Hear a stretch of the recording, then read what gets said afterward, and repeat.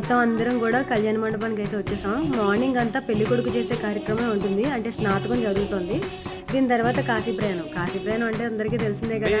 నేను కాశీకి వెళ్ళిపోతాను, పెళ్ళి అది వద్దని చెప్పానంటే పెళ్లి కూతురు వాళ్ళ తమ్ముడు లేదా అన్నయ్య గడ్డం కింద బెల్లం ముక్క పెట్టి బావగారు మా చెల్లెల్ని చేసుకోండి, చాలా మంచిది గుణవంతరాలని చెప్పని పెళ్లికి ఒప్పిస్తారు. కాశీ ప్రయాణాన్ని బ్రేక్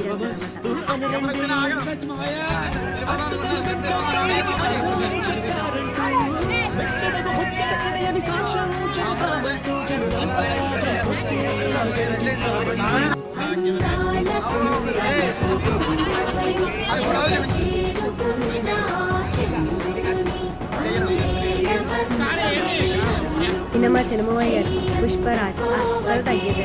ఏదైనా మన హిందువుల పెళ్లిలో జరిగే ప్రతి తంతుకి కూడా ఒక్కొక్క అర్థం ఉంటుంది, అది మనం తెలుసుకోవాలి. చాలా అందంగా కూడా ఉంటుంది.